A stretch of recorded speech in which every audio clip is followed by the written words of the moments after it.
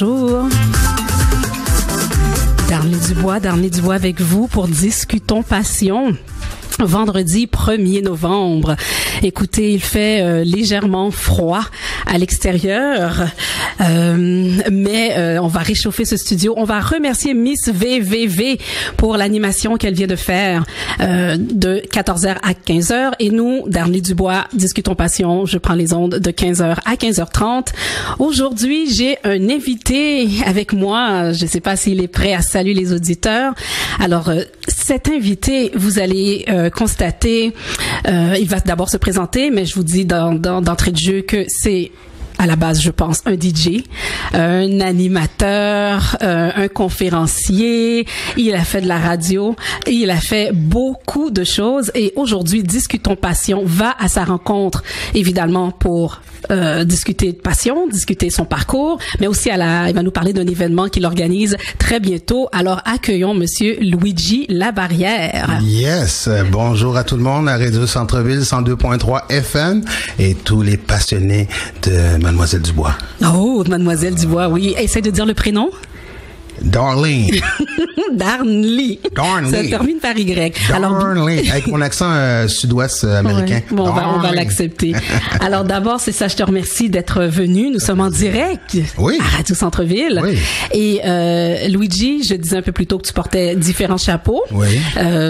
Ça serait bien que tu... un à la fois. Un à la fois. Hein? Ouais, alors peut-être nous parler de ton parcours parce que je peux comprendre que la communication, c'est l'une de tes passions. L'une. Ça me fait flasher sur quelque chose que ma tante m'a dit. OK. J'ai fait, je mets tout le temps des posts motivation sur mes réseaux sociaux. Okay. Puis elle a marqué à un moment donné, il y a environ 4-5 mois de ça, elle dit, je me souviens que t'avais 9 ans, t'avais un stand de limonade. Puis tu vendais comme si j'étais le père du meuble. Oh wow, avec passion. Avec passion. Puis je disais, hey, c'est vrai. Puis depuis ce temps-là, j'ai flashé comme, I love to talk. J'aime parler. Voilà. J'aime partager, j'aime recevoir aussi, tu sais, j'aime écouter, qui fait plus d'informations à redonner. Et je crois que depuis que je suis tout jeune, je suis très donc un passionné de communication, d'accord. Ouais. Et ton parcours a commencé comment là à parler ouvertement? Ah oui, à 9 ans. À 9 ans. Et ensuite de ça, je te dirais en 6e année, à 11 ans, on a été au Parlement du Québec. Puis il y avait comment ça s'appelle, un des ministres, Daniel Johnson, dans le temps.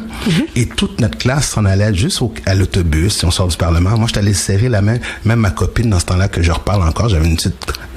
à quel âge tu as dit? Copine de classe. Non, mais redis-moi là. Ah, d'accord. Puis là, elle était... Non, pas 6 ans, 6e année. OK.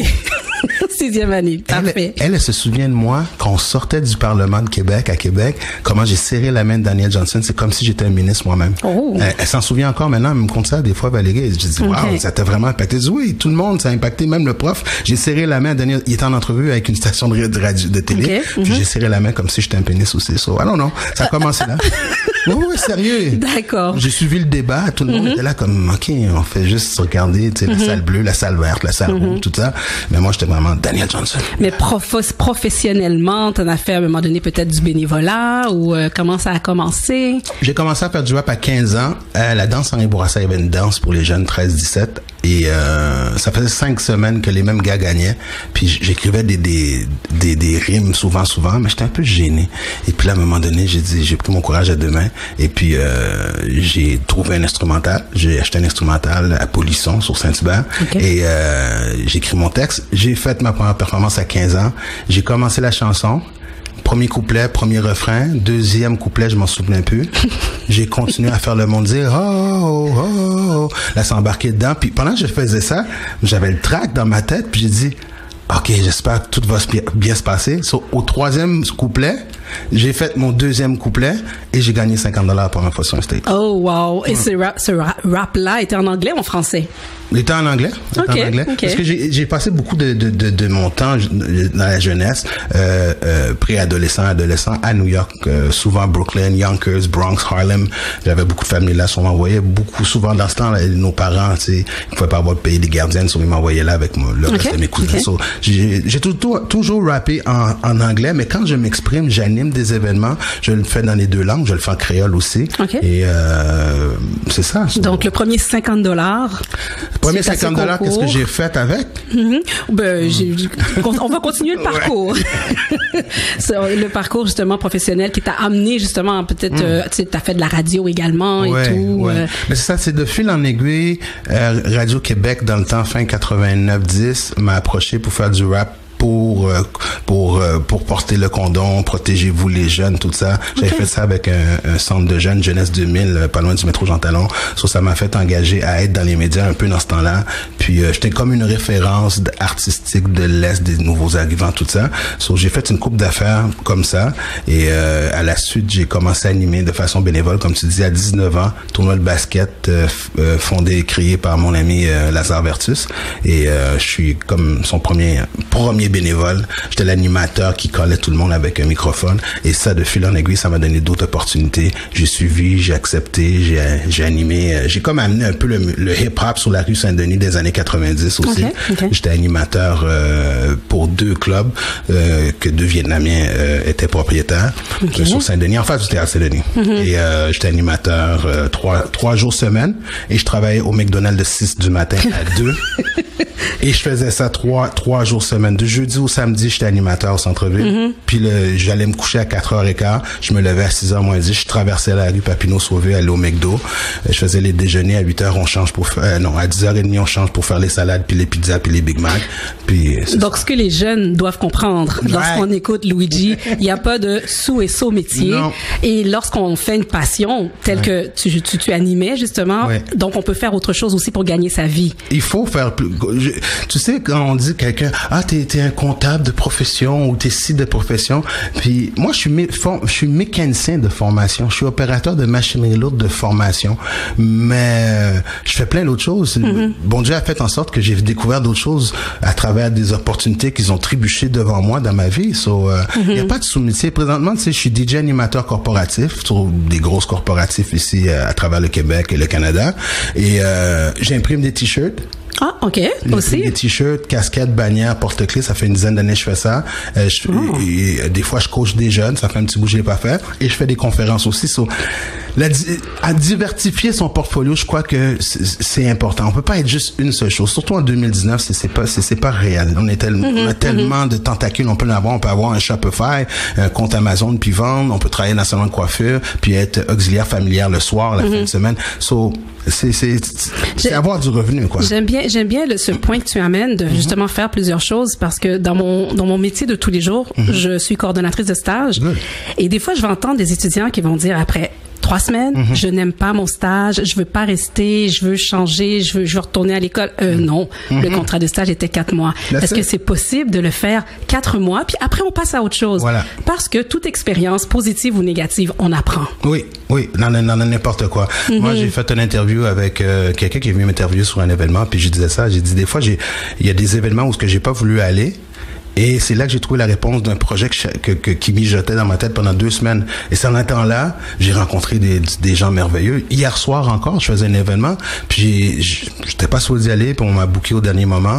Et puis c'était faire un montage de son et lumière d'enregistrement pour des complexes. Et qui était là, qui est une personne qui m'a inspiré à animer aussi, c'est Yvon Deschamps qui était là avec sa femme. OK. Je m'attendais pas à ça. Donc, on a eu l'échange, puis les événements arrivent. Des petits conseils. J'ai rencontré plein de personnes dans ma vie. Wyclef, O.J. Simpson, 50 Cent, Sean Paul. On sait jamais où ça peut nous mener. Non, et il faut prendre la leçon de ça, comme tu dis.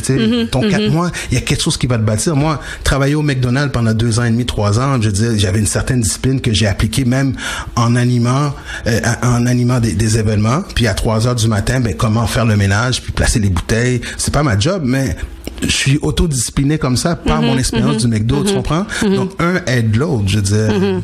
Puis là, quand je regardais un peu ton parcours, parce que j'ai cherché un peu différents sites Internet, j'ai vu que tu as déjà animé à Radio Centre-Ville. Oui. Comment tu te sens? Là, t'es rendu de l'autre côté de la console. On t'interview. Ben, c'est bien. J'aime ça. Je suis rendu là. Okay. Beaucoup de monde qui souhaite que je revienne, mais tu sais, j'ai 47 ans maintenant. J'ai plein de choses que j'ai vues que j'aimerais ça transférer maintenant. Parce que toujours être au contrôle de tout, essayer de prouver que t'es capable. J'en ai assez fait pour donner, puis peut-être faire d'autres expériences. Moi, je me dis à 50 ans, je vais faire le tour des Caraïbes en 1 an, puis avec un sac à dos à 50 ans. Mais il faut que je me libère de qu'est-ce que j'ai, puis donner pour que je puisse absorber d'autres, parce que... Donc, tu as laissé la place un peu aussi à d'autres. Je laisse la place aux autres, puis je me suis offert à plein de personnes qui font de la radio dans la communauté noire de l'Est de Montréal, mes conseils, mon énergie, du monde voit t'es bon, t'es si, moi je suis pas... Non, regarde, je peux être un conseiller pour toi. Ça me fera plaisir de t'écouter, donner ton opinion. Je te paye le café, on se rencontre 1 heure de temps, on jase. Tu sais, comme tu disais tout à l'heure, tu sais, la critique constructive, je le dis tout le temps, ce mot-là, c'est trop drôle que j'ai entendu de toi, mais pourquoi pas? Je dis, on est rendu là. Important. Parce que le fossé est plus là. Tu comprends? La réalité de nos parents immigrants et nous autres. Maintenant, c'est nous autres qui sont afro-canadiens, avec d'héritage haïtien, avec la prochaine génération. Mon fils a 26 ans, il est en affaires, puis il s'est inspiré par qu'est-ce qu'il m'a vu faire dans la musique, les t-shirts que j'imprime, l'énergie que j'ai, jamais abandonné. Donc, voilà. tu portes plusieurs chapeaux. Donc, je rappelle aux auditeurs que vous écoutez Discutons Passion. Au micro d'Arnie Dubois, invité Luigi Labarrière. Je propose qu'on écoute une chanson. Oui. Mes invités choisissent les chansons. Okay. Alors, on y va. Je crois que tu as choisi Charles Beadle. J'avais choisi la mienne avant pour le choc culturel. Le choc culturel. Est-ce que tu peux nous en parler? Le hip-hop compas? Oui, le hip-hop compas. OK. Un des premiers artistes haïtiens que j'ai entendu qui a inséré du hip-hop dans ma vie, c'est Tabou Combo en 84 dans une chanson qui s'appelle Boléro Joukli Jou. Donc cette chanson-là, à la fin, il y a un rap et j'ai tout le temps faut donner ça dans ma vie, puis ça m'a aidé un peu avec ma voix un peu radiophonique parce que Frank Washington est là-dedans. Donc je les ai communiqués il y a 6 ans de ça. Okay. Et grâce à mon oncle qui est musicien aussi assez légendaire de la musique haïtienne, Toko Bouzé. Donc il m'a fait connecter avec eux, j'ai fait le remix, j'étais en studio, j'ai pris le beat, j'ai mis un peu de hip-hop dessus, puis ça a fait qu'est-ce que ça fait. Je l'ai performé avec eux ici, cette année au Nuit d'Afrique. OK, oh wow. Oui, je suis en bonne relation avec eux, on bâtit des relations. Quand tu mets quelque chose en existence, quand tu as une vision, ça va venir en existence parce que tu t'engages à ta vision, c'est comme un engagement envers toi. Je suis très ami avec quelques-uns d'entre eux. Alors on écoute quelques minutes et on revient tout de suite après.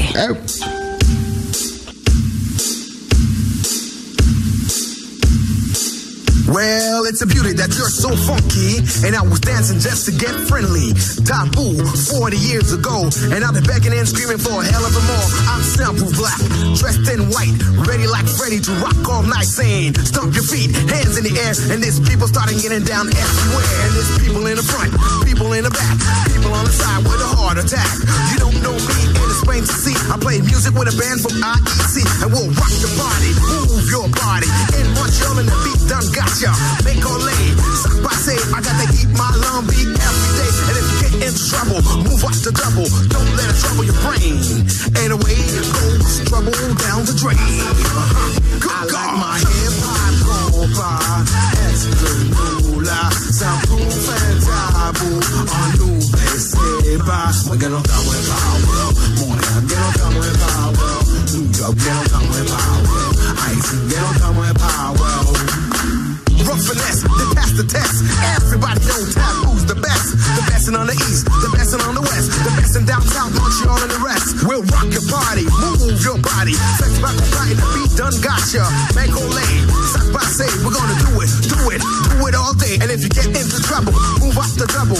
Don't let it trouble your brain. And away goes. Alors, c'est super bon à écouter. Est-ce qu'il y a une anecdote à raconter sur cette chanson? Une anecdote, non, j'ai juste de l'expliquer. C'est juste, la seule anecdote, c'est que ça faisait 2 semaines, j'avais dit au gars de Tabou Combo, j'avais fait le remix, puis je l'ai fait 2 jours avant qu'il vienne ici au Festival Créole, puis ça se... Et voilà le résultat. Puis j'étais vraiment comme en studio, là, bang, bang, bang. Ça m'a pris 3 heures, back, forth, prendre le drum de la musique compas même, qui est funk un peu, puis ça fait plaisir à tout le monde. Tout le monde était étonné. Ronnie D, la première fois qu'il m'avait monté sur stage, performer ça, personne savait que j'allais performer, à part moi, puis Fanfan, puis Choubou, puis Capi. Personne savait que j'allais prendre le micro à l'intérieur de cette chanson-là. Puis ça a été, je l'ai sur vidéo, ça aussi. Puis... Oh mon Dieu, partage, on veut voir. Alors, Luigi, tu embrasses plusieurs causes, tu défends plusieurs causes, justement. Tout est plus real, tout est plus réel. Tu vois? C'est ma collection. Voilà. là, en plus. Ouais, collection de vêtements en plus. Oui, plus real. Hey boy. Tout est plus réel, tout est plus real. So, c'est d'où vient la conversation plus real. OK. Et t'es conscient que une émission de 27 minutes, c'est pas assez? Pour couvrir ton parcours, tout ce que tu fais. Une heure de temps, j'achète le café, je vais payer ton Uber. Let's do this. Oui, avec grand plaisir. Ça passe vite. Oui, alors il y a un événement qui s'en vient très bientôt. J'aimerais ça que tu en parles aux auditeurs et auditrices de Discutons Passion.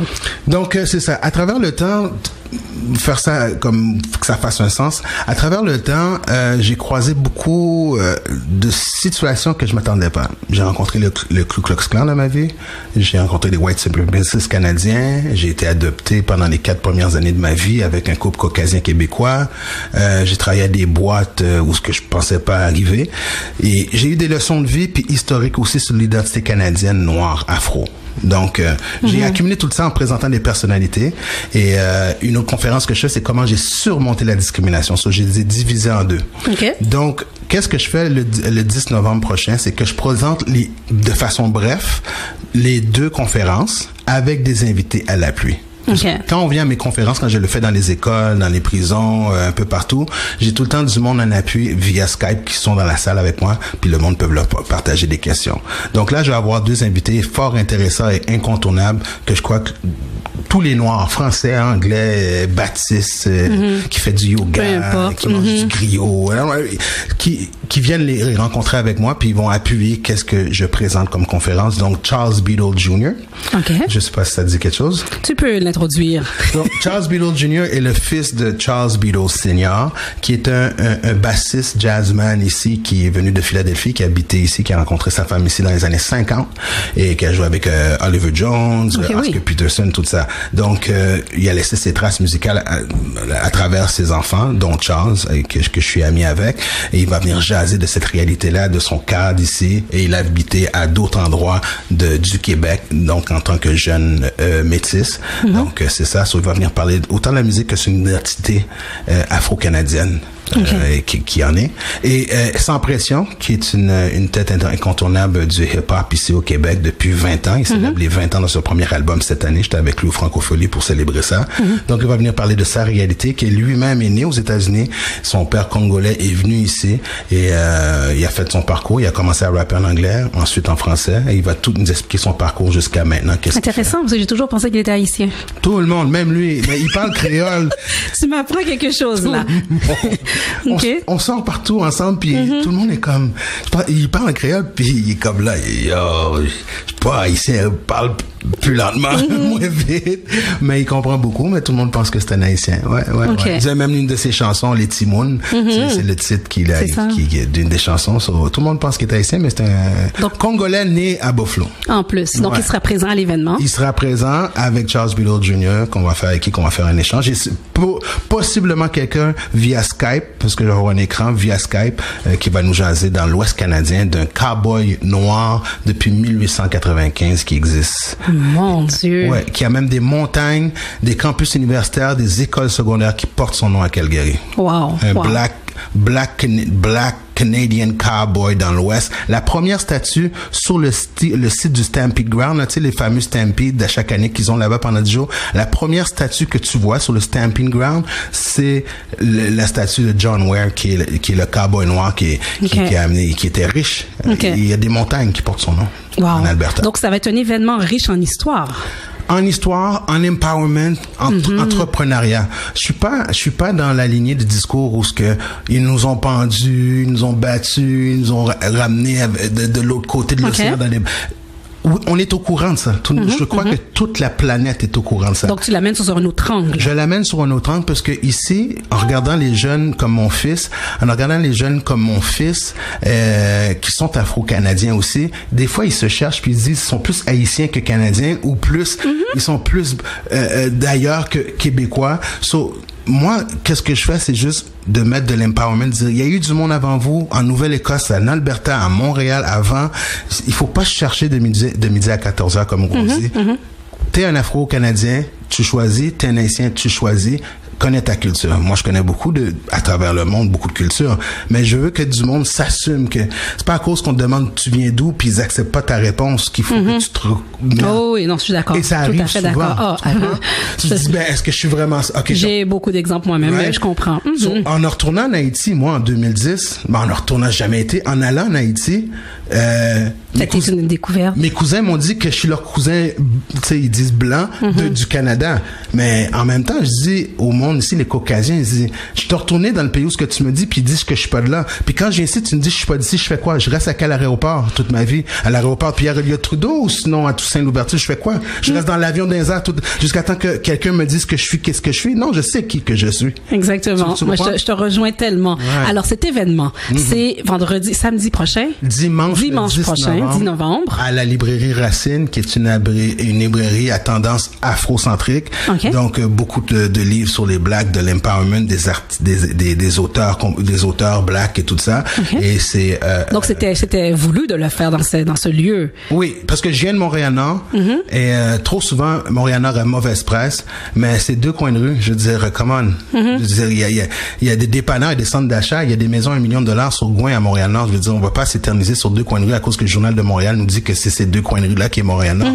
Donc, c'est à Montréal-Nord que j'ai grandi depuis l'âge de 3 mois et je supporte cette demoiselle-là. Le frais d'admission, c'est volontaire et ça va à la librairie. Moi, je suis pas payé pour faire ça. Je présente à des professeurs, à des professionnels qui veulent venir voir avec des enfants, les parents, les grands-parents, n'importe qui, Québécois, cheveux roux, pas de sandales, danse le compas, fait du snowboard. Viens voir et on va partager c'est quoi un Canadien de différents héritages. Parce que le mot origine, ça veut dire où ce que je suis né et conçu dans le dictionnaire. Et moi, je suis né et conçu à Montréal. Tu vas pas me dire, mais mes origines, c'est d'Haïti. Mon héritage, mon patrimoine. Si du monde veut jouer avec des mots puis me dire que je suis fou, mais regarde la rousse puis viens à ma conférence. Parce que donc, tu vas définir les mots, justement. On va remettre les termes à la bonne place. Moi, je vais rajouter à l'histoire qu'on connaît. Je veux pas aller à l'encontre de l'histoire. Je veux pas rendre personne coupable de l'histoire qu'on nous a présentée à l'école ou ainsi de suite, nos parents, whatever. Je complète par rapport à qu'est-ce que j'ai entendu, qu'est-ce que j'ai découvert, les recherches que j'ai fait sur notre Canada, sur notre Montréal, sur notre Haïti. Donc, c'est ça que je fais. Alors, cet événement, dimanche prochain, il débute à quelle heure?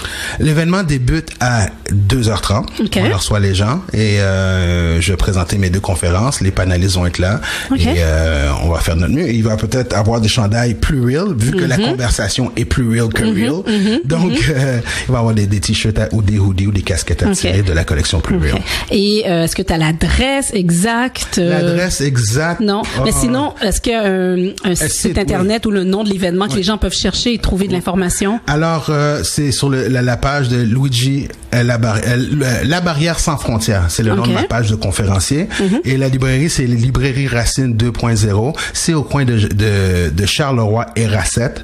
Donc, c'est la librairie Racine 2.0 à Montréal-Nord. Donc, tous les gens sont les bienvenus. Contribution volontaire, that's it, that's all. Pour aider la librairie. Ouais. Et tout le monde est bienvenu. Comme tu disais, c'est intergénérationnel. Oui. Je t'entendais dire grands-parents, parents, enfants. Parce que, tu sais, qu'est-ce qui arrive, Darlie? Tu vas finir par l'avoir. Oui, je sais pas. Tu sais, qu'est-ce qui arrive, c'est que il y a tellement de fossés entre les générations. Je veux que 2 générations de la même famille viennent. Avec tes enfants ou avec tes parents, mais j'aime ça, faire ça. Je veux dire, parce que comme ça, il y a une autre discussion à la maison. T'es pas le seul à savoir ça. Puis quand t'es le seul, t'en parles à personne, t'es le mouton noir. Hey, de quoi tu parles, tu sais? Alors, ça nous a fait plaisir de te recevoir. Ouais. Cet entretien, je vais m'arranger, on va le diffuser sur les réseaux sociaux pour que les gens puissent l'écouter, partager et venir à l'événement. Définitivement, 30 minutes, c'était pas assez. 27 minutes parce qu'on va nous couper. Le robot va nous couper bientôt avec les publicités. Va falloir qu'on refasse ça. Évidemment, oui. C'est le robot de Michael Jackson. Et voilà. Et bienvenue à Radio Centre-Ville, que tu connais. Puis on se revoit très bientôt. On va terminer l'émission en écoutant une émission de Charles Beadle. Oh, yes. Et c'est un rendez-vous dimanche le 10 novembre. Stay focused. God bless you. Thank you. Merci.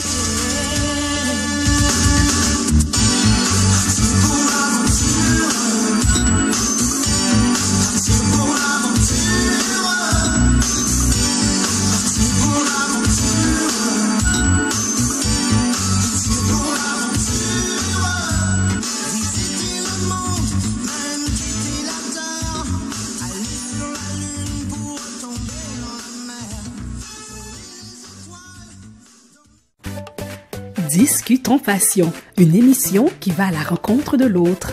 Discutons Passion, c'est de la musique d'hier à aujourd'hui. Discutons Passion, c'est un dialogue entre vous et moi. Discutons Passion, animé par Darnley Dubois, tous les vendredis de 15h à 15h30 sur les ondes de Radio Centre-Ville 102.3 FM.